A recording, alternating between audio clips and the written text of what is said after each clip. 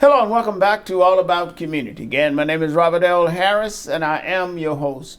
When we went to break, I was speaking with Dr.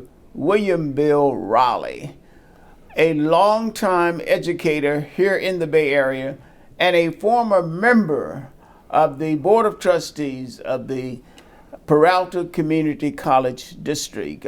Bill, you, over those, I believe you said 29 years you were on, or 28 years? On Peralta Board? On Peralta Board? 20 years on 20 Peralta. years. What are some of the positions that you held?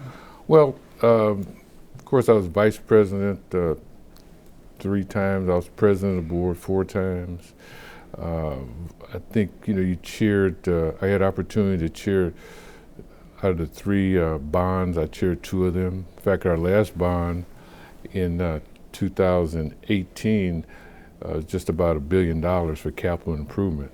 $1 billion in Yeah. capital improvement. Yeah. Now, what are you all done with that money? Well, I left them with the I left them with the money, but the purpose was to go out and improve our facilities, so that our kids in our community could have, state-of-the-art equipment, state-of-the-art buildings. Like we have in previous bonds, we have the Barber Science Building up at Merritt College. We've retooled all our athletic fields. Our theater, etc. So, but to answer the question of what's happened to money, What happened to money? I can't, I can't answer that. And I can't take credit how it was spent after 18.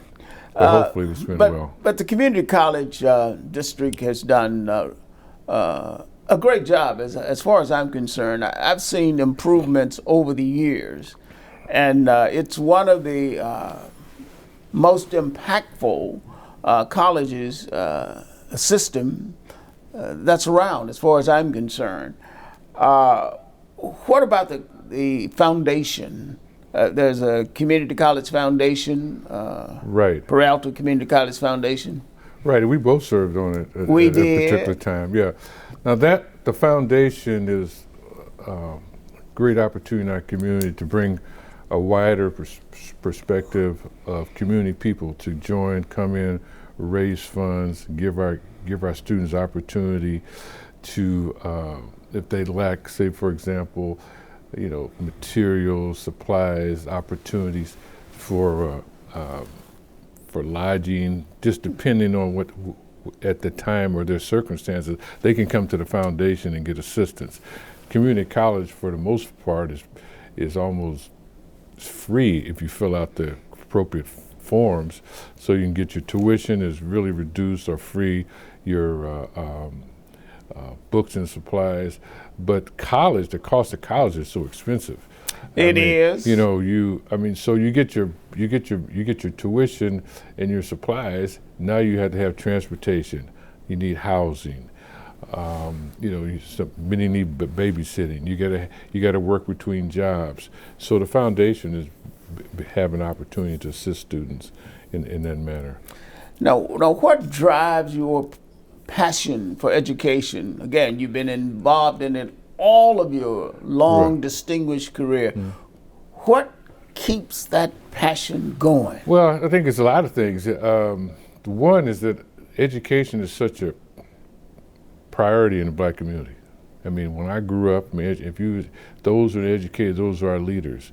Be it at church, be it at on the ball field with coaches, at the park and rec. Besides just our school teachers who pushed us and to be the best that we could be, and so that leadership. Being the best that we could be. Right. Now, that continues to be the case in many situations, but unfortunately, in many other situations, it is not the case because some of our young people are just wasting their lives away. Can you explain that? Well, they got a lot of challenges.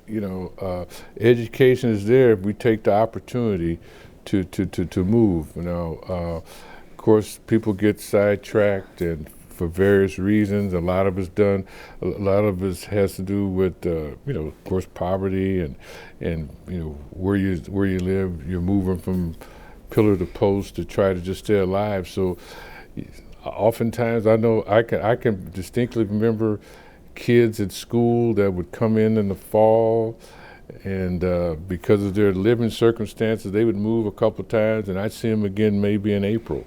They stay with the grandmother or the aunt or whatever. So that's a challenge. But overall, the community, the educators that are leaders and continue to be leaders are really our great role models also, so that we can move on and be successful. Be successful, that is the key. Right. Let me ask you a question about how does the college, community college system work in terms of transferring? You know, you go to community college for 2 years, and then you transfer to another college, or what happens after? Well, you have 2 opportunities years? when you enroll. You get involved. You go to your counselor. You develop a plan. I'm gonna get out in 2 years, and these are the following courses you need to take. You complete those courses, then you have a transfer plan, so you can go transfer to San Francisco State or USF or St. Mary's or wherever you want to go to historical black colleges and universities.